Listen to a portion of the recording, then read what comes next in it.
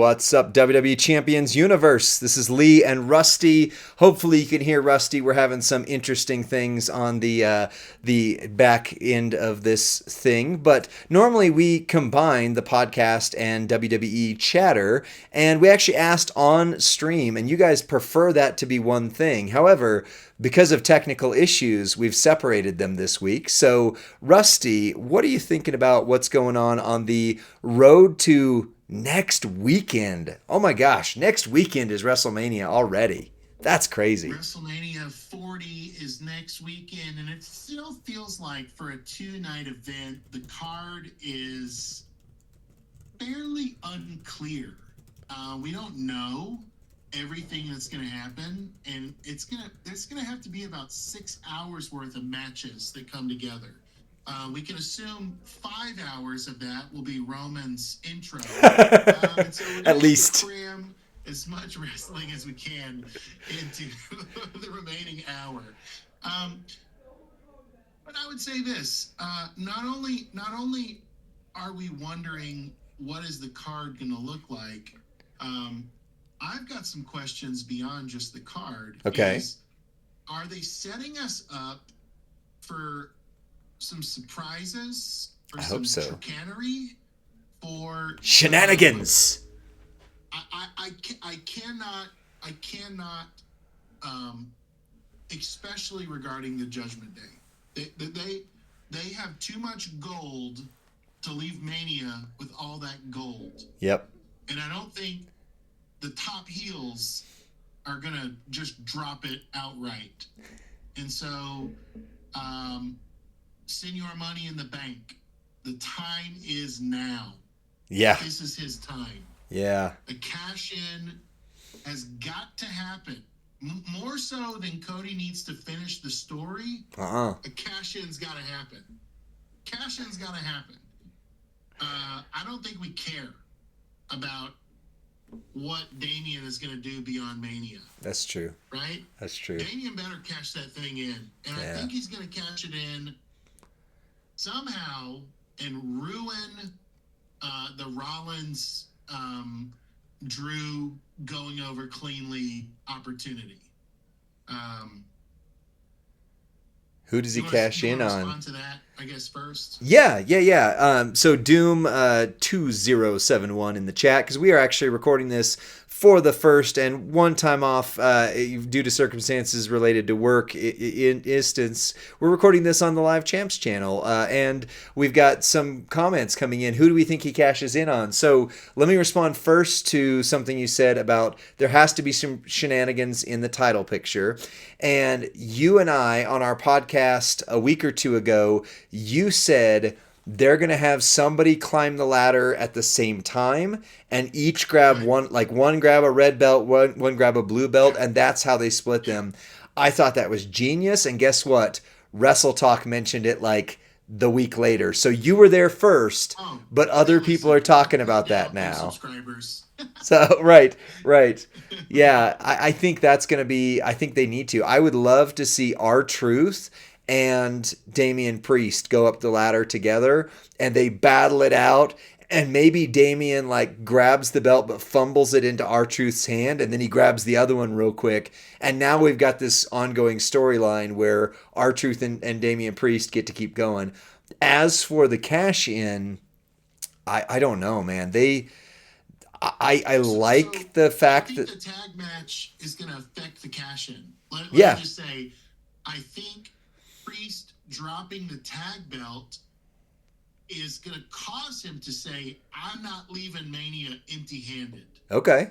And it's going to spur his, the timeline of like tonight's the night. Yeah. Like I really think those two events are connected, and the only reason I say is because you went to maybe the dual tag separation. Right. Belts. Right. So I think they're going to go from having 2 belts to having no belts. Oh, okay. Is what I think. I don't think it's going to be Priest coming down with a tag belt. I think it might be Truth knocking Priest off the ladder, and then Gargano shimmies up it to get that the would belt be or awesome. something like I would that. like that even more. Yeah.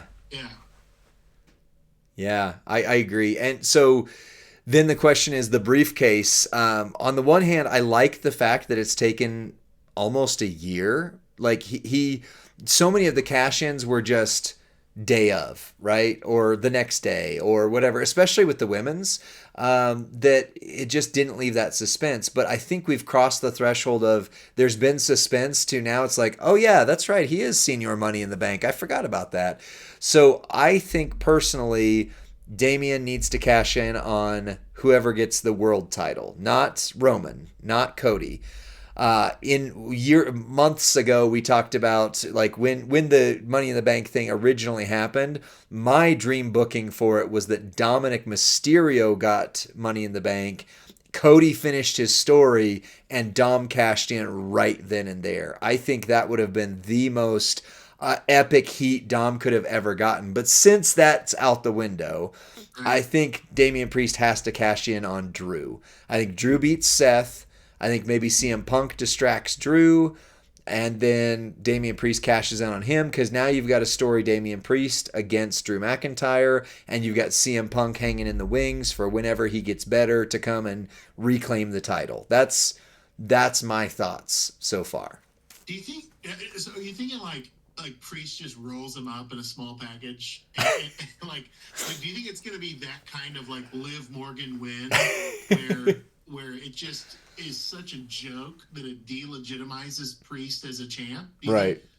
Maybe he's just a placeholder champ until SummerSlam? I don't know. There's still rumors that, and this is all speculation. You know, we are on the official channel, so we can't do hearsay too much, but there is speculation of Mania running wild that Drew has not re-signed yet. And so maybe they give it to him as a thank you, you know, for the pandemic era. I mean, again, Drew carried it through the Thunderdome, and that was the worst possible time. And he did an admirable job in a horrible situation, is all I can say.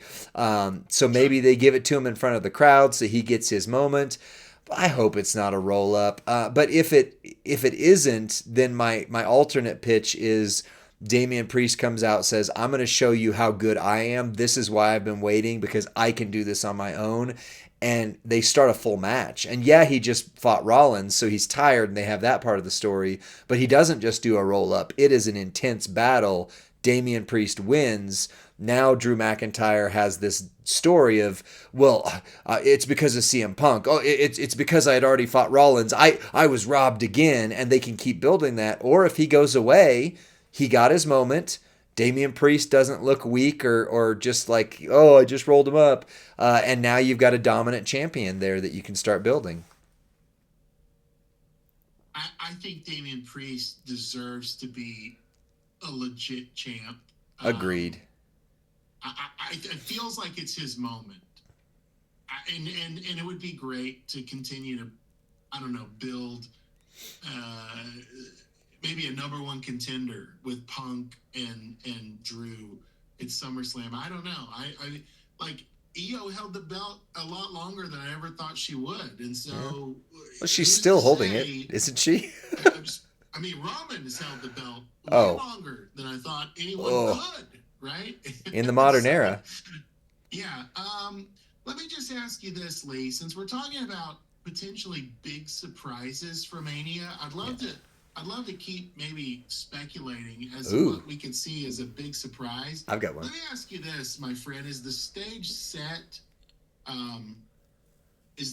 set for Bayley to receive some surprise help against Damage Control? Potentially from some of the remaining horsewomen that are still in the WWE?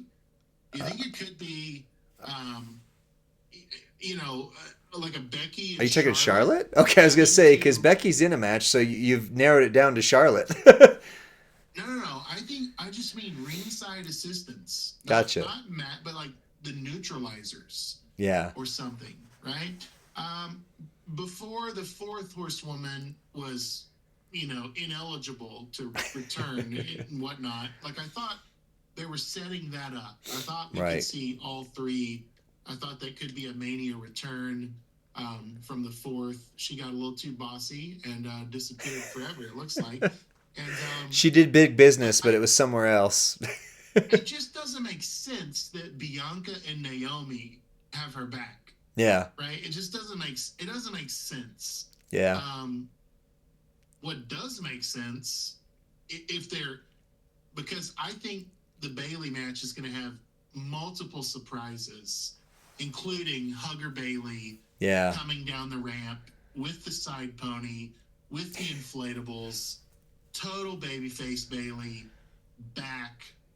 I think that's surprise one. I think surprise two is somehow her NXT gal pals come in for the save Right. against Damage Control. But maybe that's far-fetched. Maybe, or maybe there's something new. I mean, again, speculation and free agents. But Julia from New Japan Stardom is reported to have left or will be leaving, and she is like the top free agent in the world, not just in the country. So there's that.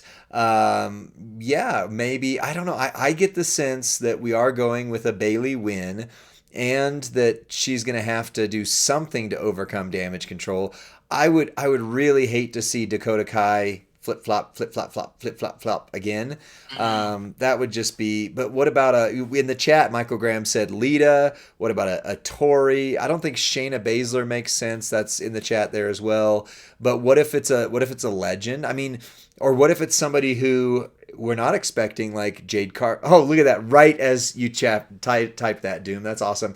Jade Cargill, who's still debuting this weekend, first time ever in WWE Champions game. But in the WrestleMania, she doesn't have a path yet. What if Jade Cargill comes out, sets Bailey up to win, and then not as a heel turn, but just says, "Okay, I helped you. Now I deserve a shot." There's something there too, maybe. Who knows? Who knows? So I think I've thrown out kind of two matches what I think are going to be two surprises. You think there's a match that's in your mind that might hold a twist of fate, so to speak, for us? Oh wow, are we going there? Yeah, because their contracts, or well, at least one half of their contracts is up, and many people would still love to have that character in the game. Showboat, delete. But anyway, yes, I do, and it's the match that, of course, we've got to talk about, and yet we've talked about it so much. It's the Roman Cody match. There are some free agents on the market now that are known free agents that are technically and not so technically related to the bloodline.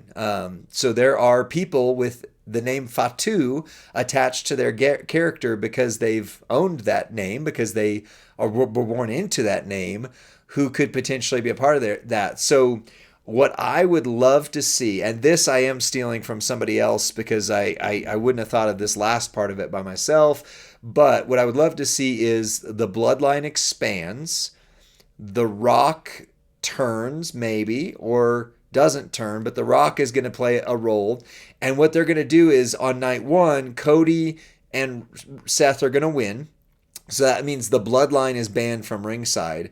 But there's going to be a technicality to that where it was the existing bloodline members, and these other wild Samoan children and descendants are going to come in like a Wolfpack attack. Yeah, there you go. Bloodline Wolfpack edition. Bloodline red and black. Right. It's already red and black. But now this would be if it were to happen, it would be a huge moment. Somebody whose initials are three initials comes out from the crowd. HHH? No. His name rhymes with Schmaxwell Schmakub Schmiedman, and the biggest coup of talent pull they've had. Wow.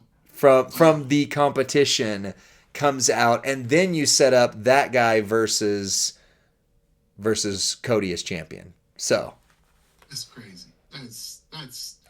That's too much for even my imagination.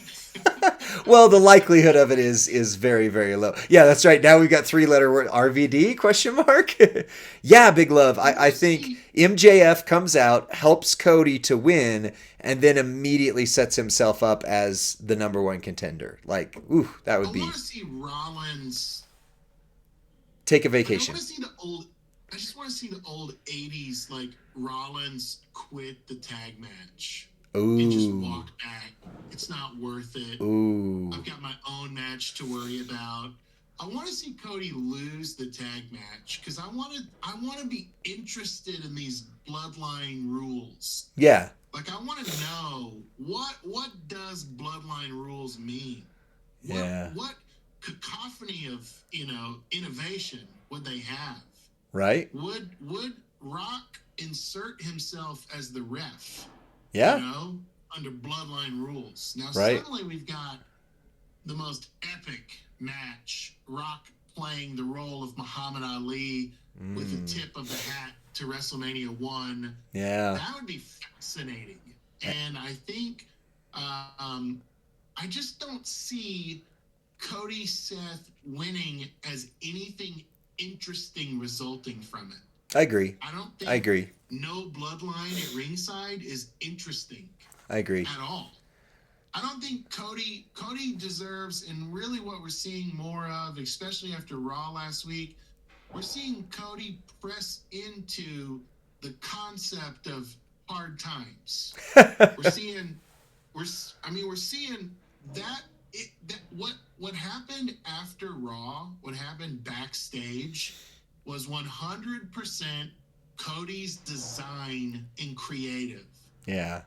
Because they would not have written that. It made him look so bad. It made him look so weak. It made him look so illegitimate as a champion contender. And it's crazy that he single-handedly took out Solo and Jimmy and then couldn't handle the 50-plus-year-old Rock one-on-one. And we're supposed to think he would beat him in a tag match somehow? Right. So Cody has to lose the tag match. Yeah. The prophecy must be fulfilled. The belt will go to Mrs. Rhodes. It's going to happen. It's got his blood on it already. Rock's going to present her with that bloody belt after he or is Rollins, more likely. Maybe. Or Rollins walks away from the match. Yeah. Potentially. Yeah.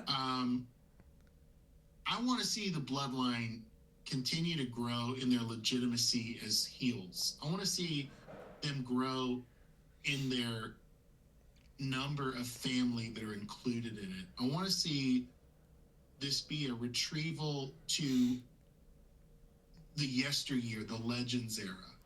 I want to see somehow, Miss Maivia be part of this. I want to see it all come full circle. I want to see the actual tribe that he's the tribal chief of be in the match, be around the ring, be seated like royal elders. Like, I want to see it all. Wow. I'm tired of imagining about this reality that is the tribe. I want to see it in real life. Does that make sense? Absolutely. I mean, I think that's awesome, and I agree. In reality, I do think Cody and Seth losing night one makes night two much more interesting for both of them. I think Seth could then go into a one-night character arc where he just lost his confidence. He's freaking out. He's like, oh, we lost that, and maybe he starts to blame Cody. And maybe he loses his title, and then instead of blaming CM Punk, because then Drew and CM Punk go off that way. By the way, your AI rusty again with all sorts of Black Mirror style glitches, just so you know. So yeah, you look quite interesting. But then we get Cody versus Seth as the title picture over here, and over here you've got Drew and Priest or CM Punk if he can get back in time. I think that would be even more important and crazy. But then night two, I am still convinced The Rock is going to turn on Roman. I'm still convinced next year's Mania is Roman and Rock. I think that is, we know Rock is going away. Like, he's got a movie contract. It's not speculation. He's going away. I think he sets up Roman, and I think the bloodline stays together even without the title. But now there's this question mark of, is Roman still the top guy if he doesn't have the title? If he didn't beat Hulk Hogan's title run record to eclipse and get closer to Bruno Sammartino, and that's where you start to play the bloodline tensions. And then maybe you do bring in these new guys, and for a while it's kind of nice and everything's going well, but you start to see those cracks that they did with Jimmy and Jay, but then they really kind of backed away, and I don't know what it was. But you see those cracks, and then you've got a year of the bloodline devolving, and then you do have a bloodline civil war. I would love that. And The Rock starts to be the figurehead of one bloodline, and he's claiming he's actually always been the head of the table. And Roman has his bloodline, and maybe Solo and Jimmy go over to The Rock, and you've got these new guys who come in with Roman, and now you've got something interesting going that way. I don't know. I could see that. Yeah, I want to see more than Paul Heyman. Paul Heyman is not the bloodline. Okay? Let's put facts on the table here. Why is Paul Heyman so consumed backstage with aligning himself with the Universal Champion? Why are those two things synonymous? At least for the last decade. Why can I not have a Universal Champion without Paul Heyman? Right. Get out of the way, man. Get out of the way. Where's Rikishi? Okay? Where's Rikishi? I care way more about people in the actual bloodline than I do about Heyman. Heyman is a gutless little coward with a big mouth, and he runs around starting fires and manipulating people. Yeah. Once he gets his Hall of Fame induction, he needs to go to the announce table or leave the title scene. Because he's as tired as Roman is, as far as played out. Oversaturation is a real thing. And I've got Heyman fatigue, and I like him. Yeah. I like him. Let Heyman this last push of whatever CM Punk is doing when he comes back health, like let Paul Heyman be part of a faction that's not the bloodline. Let him, I don't know, right? Aren't you just tired of it? Aren't you? And like, what the heck is Naomi doing? Right. Like, let her be Trinity Fatu. Let her be in the bloodline. Ooh. What the heck is Nia Jax doing? Wouldn't she be a legit heel if she was Bloodline Nia Jax, The Rock's cousin, right? You got all this tertiary superstars that they're wanting to build and give a push to. If they would just let them be who they are, the push would happen naturally. Yeah. Right? The Bloodline should be part of the women's division. The Bloodline should be raising up young talent in NXT with The Rock's daughter as the GM, right? Like, how is this not? The NWO did it well because they ran everything for a season. Too much. I was gonna say then it got too big, but yes, but they were on every show. Yeah. And you were like, oh dang, they're NWO too. I didn't know that, right? You gotta have Bloodline's gotta leak out. It's gotta leak out. And I think Gumsy said the champ just up with boring. It's boring. It's boring because it's one thing. It's only one thing, and it's the same thing every time. It's Jimmy in a black hoodie coming to the ring and pushing somebody off the rope, right? And it's a cheap win. They don't have quality wins, and they got Paul Heyman's mouth. Yeah. Fix the bloodline. If you really want to take this thing to next year at Mania, and by fix it, make it interesting. Right. Make it more than just three guys that wear black hoodies and come and cheat to win. Right. Like, come on. Yeah, and I think Roman losing the title is a good catalyst towards something like that, because I don't think they're going to give up the magic of the bloodline that they've had yet. I mean, obviously, if they were going to, they would have done it last year. And so get Roman away from Cody. Let Cody win definitively over against all the odds. If that means that Rock has a role in changing that around, that's fine. But let Cody win definitively, and then give Roman's something that's the B story. What you're saying is Roman has been the A story, quote unquote. If you follow sitcoms and stuff like that, there's always the main story that's the A story, and then there's a background story, right? The B story.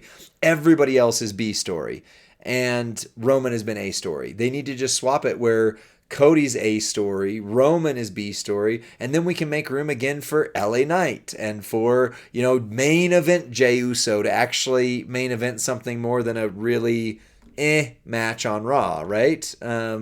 So, yeah, I like where you're going with this.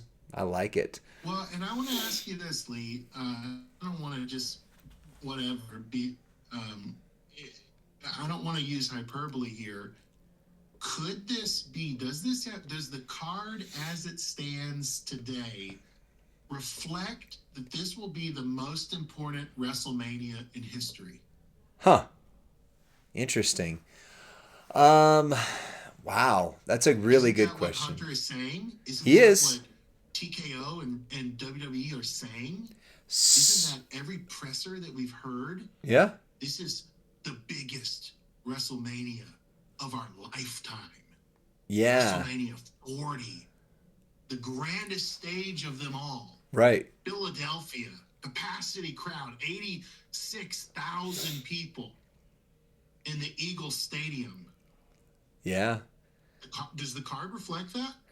So here's where I think we have to look at things not just through the lens of what we like. So, for example, Merrick's, Rusty, and I were chatting off stream a couple days ago about Raw and about that ending, right? Which, Rusty, I don't want to give it away, but we need to get there quick. You didn't care for. Merrick's hadn't really seen it, but was like, I don't care about The Rock. I thought it was okay. I 100% agreed that unless Cody switches into the wolf on the hunt mode, like he's just getting beat up, and I get the adversity, but then when he gets there, it's going to be like, well, he fluked that. It wasn't like, when Austin was chasing the title, him being dominant wasn't the question. It was what was Vince McMahon going to do to beat him? What was the system going to do to overcome no matter how dominant he was? And so Austin had this killer instinct edge to him that Cody's not having. However, that being said, that segment is being hailed as the best segment on Raw of the last 10 years by multiple sources. And there's already videos. We already did a video on, is this the new Attitude Era?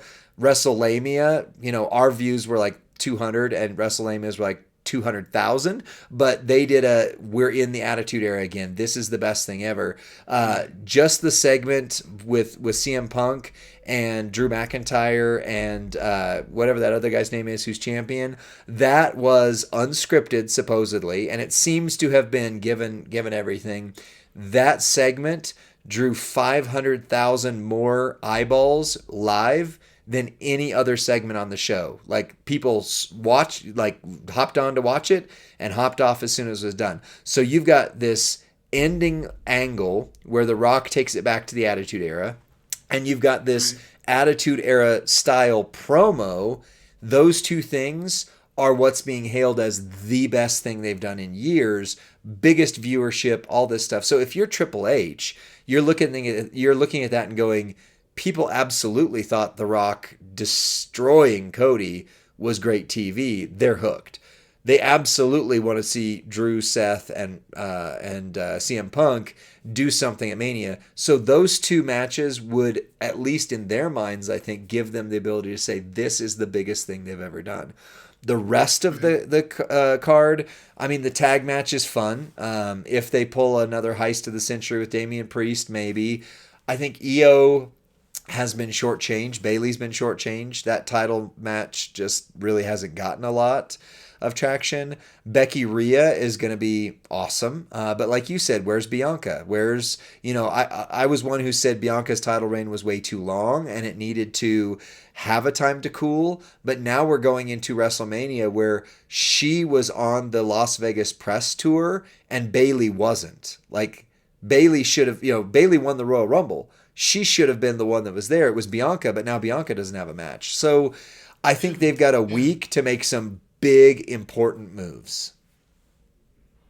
Yeah, you're right. I think this week's Raw and this week's SmackDown, tonight's SmackDown is going to be big. I think Monday's Raw is going to be big. And I think the Raw after Mania is going to once again be just magic. I agree. Where it's must-see TV, talked about Yeah. in copious amounts, press, all Yep. of it. I can't help but think they've got a lot of work to do if in fact this will be a well remembered WrestleMania. They've got a lot of work to do if this is going to be the biggest Mania. Yeah. If it's going to be bigger than Hogan Rock, if it's going to be bigger than Rock Austin, if it's going to be bigger than Hogan Andre. Warrior. Oh yeah. You know? I mean, is it going to be bigger than Hogan Andre? Right.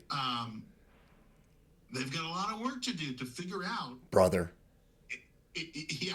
I mean, like, if it's going to be that level Mania, I don't know that we've had one since Houston, right? Yeah. Was it X7? X7 is my favorite.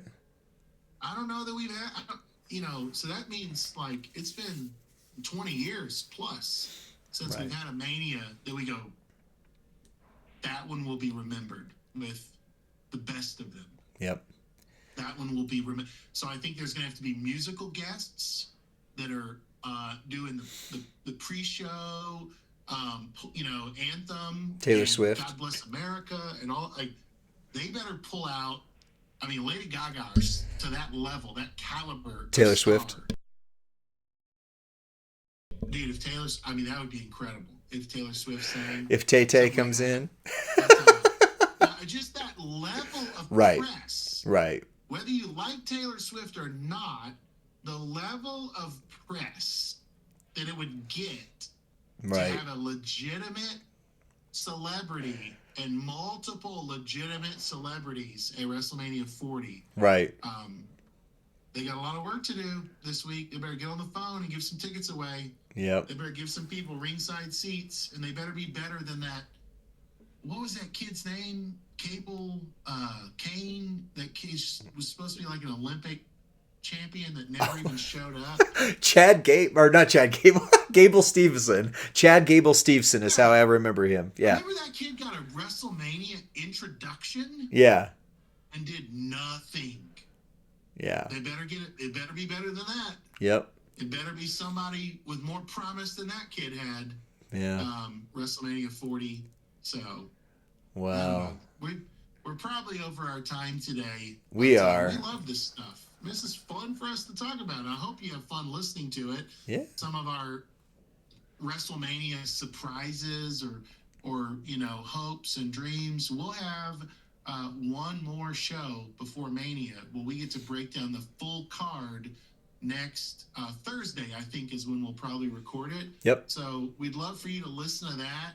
I think what Lee and I should do is actually make picks, Rusty's picks, Lee's picks, and let's see which one of us picks the matches best, and have maybe a WrestleMania 40 picks champion between Lee and I. Ooh. That'd be pretty fun, huh? I like that. I think that could be very fun. Well, let's see how that goes. In the meantime, this will be the end of both the stream and this video for the YouTubes. Thank you guys for bearing with us today as we've had technological issues, talking issues too. We are normally doing our podcast on Thursdays, and you can check that out on Spotify, Apple Music podcasts, and of course the YouTubes. And then we are normally on Friday nights on the Main Champs channel. You can catch us there. Tonight will not be there because we are working, and we just want to say to those who celebrate Happy Easter weekend, we are so glad to be a part of this community. We really care about you guys. I'm going to hit the exit video and then end the stream. Thank you all. I'll see you later. Bye.